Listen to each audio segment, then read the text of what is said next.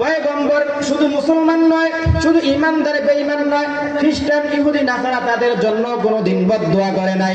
এই জন্যই আল্লাহ তাআলা বলেছেন ওয়া মা আরসালনাকা ইল্লা রাহমাতাল লিল আলামিন।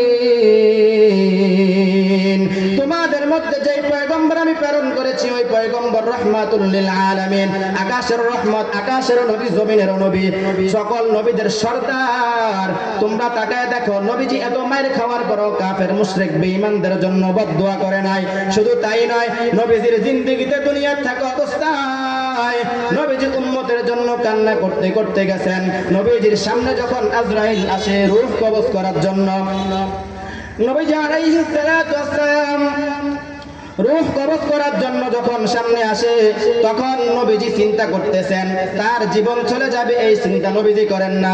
তখন নবীজি বিছানার মধ্যে শুয়ে চিন্তা করতেছেন, আজকে যদি আমি দুনিয়ার থেকে চলে যাই তাহলে আমার উম্মতদের কি অবস্থা হবে, আমার উম্মতের কি অবস্থা হবে। নবীজি মৃত্যু শয্যায় শুয়ে উম্মতের কথা চিন্তা করছেন।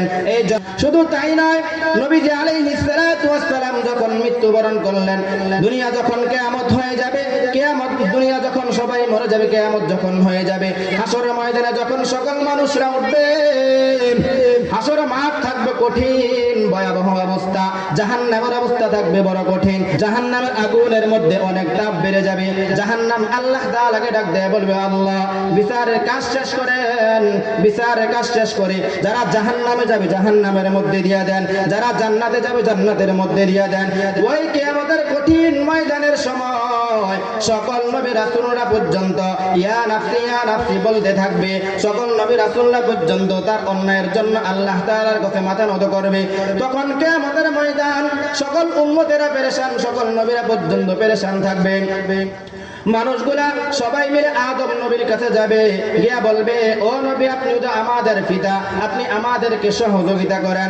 আজকে কিয়ামতের ময়দান বড় কঠিন, আজকে আপনি সহযোগিতা করা ছাড়া আর কোনো উপায় নাই। হযরত আদম নবী ডাক দিয়ে বলবেন ও মানুষ শোনো, আজকে কিয়ামতের ময়দানে আমি আল্লাহ তাআলার সামনে কথা বলার জন্য কোনো অধিকার রাখি না, আমি নিজের টেনশনের মধ্যে আছি। মানুষগুলা ইব্রাহিম নবীর কাছে যাবে, ঈসা নবীর কাছে যাবে, মূসা নবীর কাছে যাবে। এক এক পয়গম্বরের কাছে যাওয়ার পর সকল পয়গম্বররা ওই মানুষদেরকে ফিরাইয়া দিবে, উম্মতদেরকে ফিরাইয়া দিবে, আর বলবে কিয়ামতের কঠিন ময়দানে আল্লাহ তাআলার কাছে সুপারিশ করার মতো আমার কোনো সাহস নাই। সকল মানুষ পেরেশান হয়ে যাবে। তখন বলবে আমরা কার কাছে যাব?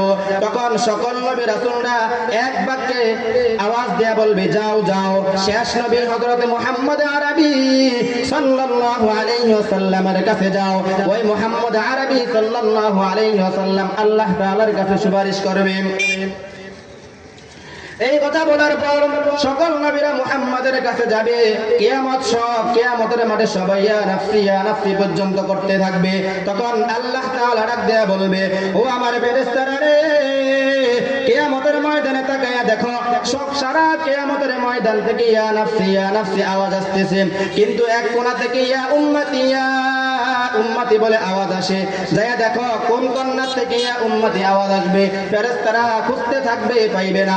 হঠাৎ আল্লাহ তাআলার চোখ যাবে, যায় দেখবে মুহাম্মদ সাল্লাল্লাহু আলাইহি ওয়াসাল্লাম, মুহাম্মদ সাল্লাল্লাহু আলাইহি ওয়াসাল্লাম সিজদার মধ্যে পড়ে ইয়া উম্মতি করে কাঁদতেছে। তখন আল্লাহ রাব্বুল আলামিন মুহাম্মদকে ডাক দেয়া বলবে ও মুহাম্মদ, দুনিয়ার জিন্দেগিটা তোমার কান্না করতে করতে শেষ হয়ে গেছে, আজকে কিয়ামতের ময়দানে এসেও তুমি কান্না করতেছ। আজকে বলো কেন কান্না করো? আজকে যদি আমি আল্লাহ তাআলার কাছে চাও, আমি আল্লাহ তাআলা তুমি যা চাইবা আমি তোমাকে দান করব। নবীজি আলাইহিস সালাতু ওয়াস সালাম আল্লাহ তাআলার কাছে বলবে ও আল্লাহ আমি আর কিচ্ছু চাই না, আমার উম্মতদের চিন্তা করতেছি ইয়া উম্মতি, আজকে এই কঠিন সময় আমার উম্মতেরা কোথায় যাবে, আমার উম্মতের কি অবস্থা হবে? আল্লাহ তাআলা ডাক দেয়া বলে রে পয়গম্বর, ওই কিয়ামতের ময়দানের দিকে তাকান, কিয়ামতের ময়দানের দিকে তাকায়া দেখেন আপনার উম্মতের কলবের মধ্যে শস্য পরিমাণ ঈমান যার কলবের মধ্যে আছে, ওই সমস্ত উম্মতদেরকে আপনি জান্নাতের মধ্যে দিয়ে দেন। এই কথা বলার সঙ্গে সঙ্গে আমাদের নবীর উম্মতদের মধ্য থেকে অর্ধেক উম্মত জান্নাতের মধ্যে চলে যাবে, আর অর্ধেক উম্মত বাকি থাকবে। নবীজি আলাইহিস সালাতু ওয়াস সালাম আবারও সিজদার মধ্যে পড়ে যাবেন। সিজদার মধ্যে পড়ে ইয়া উম্মতি ইয়া উম্মতি বলতে থাকবেন। এমন সময় আল্লাহ তাআলা আবার ডাক দিয়ে বলে, ও পয়গম্বর, আপনি আবার কেন কান্না শুরু করে দিয়েছেন? নবীজি ডাক দিয়ে বলবে, আল্লাহ, অর্ধেক উম্মত জান্নাতের মধ্যে গেছে, আর অর্ধেক উম্মত বাহিরে আছে। আল্লাহ তাআলা ডাক দিয়ে বলবে, এরে আমার বন্ধু, কিয়ামতের ময়দানে আপনি তাকায়া দেখেন, আপনার উম্মতের কলবের মধ্যে আদা শস্য পরিমাণ ঈমান যেই উম্মতের কলবের মধ্যে আছে, ওই উম্মতদেরকে আপনি যাচাই করে করে জান্নাতের মধ্যে দিয়ে দেন। আরো অর্ধেক উম্মত জান্নাতের মধ্যে চলে যাবে, আরো কিছু উম্মত বাকি থাকবে। নবীজি আলাইহিস সালাতু ওয়াস সালাম আবার সিজদার মধ্যে পড়ে যাবেন। সিজদার মধ্যে পড়ে আবারও কান্না শুরু করে দিবেন, ইয়া উম্মতি ইয়া উম্মতি, আজকে আমার উম্মতের কি অবস্থা হবে? তখন আল্লাহ তাআলা ডাক দিয়ে বলে, ও নবী, আপনি মাথা উঠান, কিয়ামতের ময়দানে তাকায় দেখেন, আপনার উম্মতের কলবের মধ্যে যাররা পরিমাণ ঈমান যার কলবের মধ্যে আছে, ওই সমস্ত সকল উম্মতদেরকে নিয়ে আপনি জান্নাতে চলে যান। আমি আল্লাহ তাআলা আপনাকে আজকে কিয়ামতের ময়দানে বাধা দিব না। নবীজিকে আল্লাহ তাআলা রহমত বানিয়ে দুনিয়ার মধ্যে পাঠাইছেন। আখিরাতেও আল্লাহ নবীজি আমাদেরকে ভুলবেন না, আখিরাতেও নবীজি আমাদের টেনশন করবেন, আমাদের চিন্তা করবেন। নবীজি আলাইহিস সালাতু ওয়াস সালাম আমাদেরকে দায়িত্ব দিয়ে গেছেন। নবীজি আলাইহিস সালাতু ওয়াস সালাম আমাদের জন্য সবে মেরাজের রাতে যখন নবীজি আলাইহিস সালাতু ওয়াস সালাম আল্লাহ তাআলার কাছে গেছেন, আল্লাহ তাআলার পক্ষ থেকে কিছু হাদিয়া নিয়ে আসছেন। এর মধ্যে একটা হলো নামাজ, 5 ওয়াক্ত নামাজ নবীজি আলাইহিস সালাতু ওয়াস সালাম আমাদের জন্য নিয়ে আসছেন। আমাদের জন্য 5 ওয়াক্ত নামাজ নিয়ে আসছেন।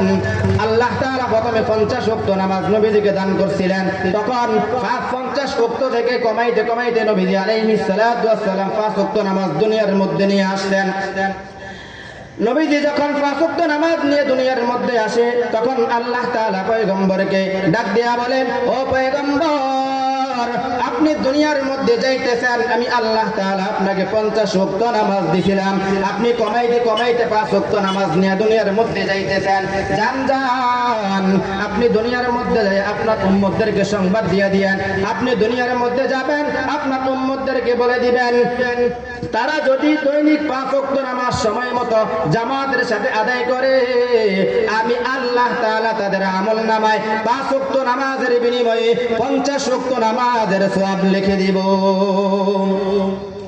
এই জন্য আল্লাহ তাআলা নবীজিকে আমাদের কাছে পাঠাইছেন রহমত স্বরূপ হিসেবে।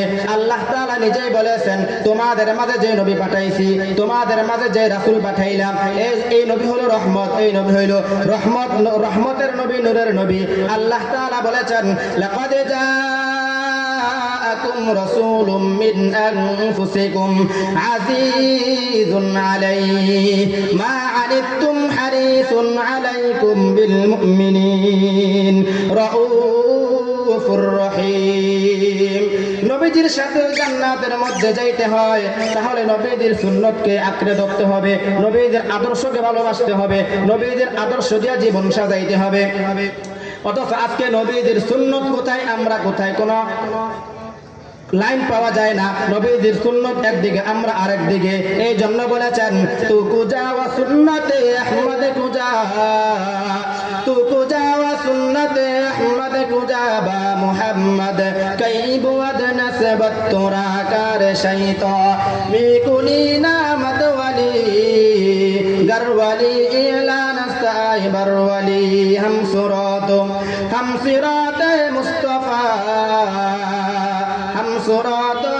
সিরাতে মুস্তাফা। আল্লাহ তাআলা নবীজিকে দুনিয়ার মধ্যে পাঠিয়ে কিছু কাজ দিয়েছেন। এই নবীজি দুনিয়ার মধ্যে আসার পর আমাদের জন্য কিছু কাজ দিয়েছেন। নবীজি বলেছেন, তোমরা যদি 2টা জিনিসকে আঁকড়ে ধরো, 1 নাম্বার হইল কোরআন, আরেক হইল আমার সুন্নত, আমার আদর্শ। এই 2টা জিনিস যদি তোমরা দুনিয়ার মধ্যে আঁকড়ে ধরতে পারো, তাহলে কাল কিয়ামতের ময়দানে আমির পয়গম্বরের সাথে তোমরা জান্নাতের মধ্যে যাইবা।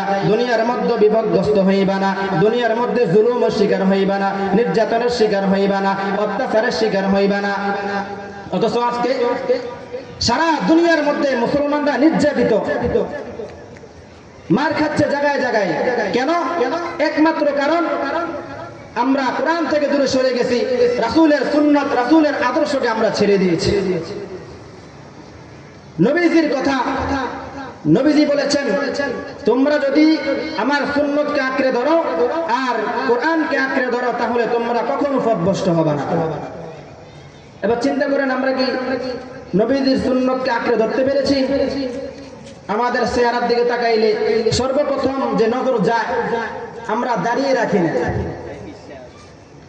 দাঁড়িয়ে আমাদের গেলে নাই। অথচ হাদিসের মধ্যে আসছে যেই ব্যক্তি দাড়ির মধ্যে বেলিট লাগায়, দাড়ি কাটে, মানুষ যখন নামাজ পড়ে নামাজের মধ্যে গুনাহ লেখা হয় না। মানুষ যখন ঘুমায় ঘুমানোর মধ্যে গুনাহ লেখা হয় না। মানুষ যখন খাবার খায় তখন গুনাহ লেখা হয় না। কিন্তু যেই ব্যক্তি দাড়ির মধ্যে বেলিট লাগায়, দাড়ি কামায়, ওই ব্যক্তির গুনাহ নামাজের অবস্থায়ও লিখতে থাকে, ঘুমের অবস্থায়ও লিখতে থাকে, খানার অবস্থায়ও লিখতে থাকে। নাউজুবিল্লাহ। অথচ আমরা এই সুন্নতকে একবারে ছেড়ে দিয়েছি। পুরুষের আসল সৌন্দর্য কোথায়? দাড়ির মধ্যে। পুরুষের আসল সৌন্দর্য দাড়ির মধ্যে। আপনি দাড়ি কেটে ফেললেন, মহিলাদের দাড়ি নাই, আপনারও দাড়ি নাই, আপনি আর মহিলা সমান হয়ে গেলেন। হিন্দুদের দাড়ি নাই, আপনার দাড়ি নাই, খ্রিস্টানদের দাড়ি নাই, আপনারও দাড়ি নাই। এখন দোকানের মধ্যে বসে আছেন অথবা রাস্তা দিয়ে হেঁটে হেঁটে যাইতেছেন, আপনারও দাড়ি নাই, আরেকটা হিন্দু লোক তারও দাড়ি নাই। এখন আমার মতো আলেম যারা রাস্তা দিয়ে যাবে তারা তো নবীর সুন্নত পালন করবে, সালাম দিবে। এখন কি আপনি মুসলমান না হিন্দু? কি মনে করে আপনাকে সালাম দিবে? বলেন বলেন। আপনাকে যে সালাম দিবে, নবীজির সুন্নাত পালন করবে, তখন কি মনে করে দিবে? আপনার মুখে যদি অন্ততপক্ষে দাড়ি থাকতো তাহলে আপনাকে দেখলেই বুঝতে পারতো যে আসলে মুসলমান। আপনার মাথায় যদি টুপি থাকতো তাহলে মানুষ বুঝতে পারতো যে মুসলমান। দাড়ি নাই, টুপি নাই, আপনি এমনি চলাফেরা করতেছেন, আপনি যে মুসলমান নাকি হিন্দু বোঝার কোনো লক্ষণ নাই। যাক, আমরা নবীজির আদর্শকে গ্রহণ করে নবীজির সুন্নত দিয়ে জীবনকে সাজাবো, কোরআনের আলোকে নিজের জিন্দেগি সাজাবো। আল্লাহ তাআলা আমাদেরকে কবুল করুক। যে কথাগুলো বললাম এই কথাগুলোর উপর আমল করার তৌফিক দান করুক, বলেন আমিন। ওয়া আখিরু দাওয়ানা আলহামদুলিল্লাহি রাব্বিল আলামিন।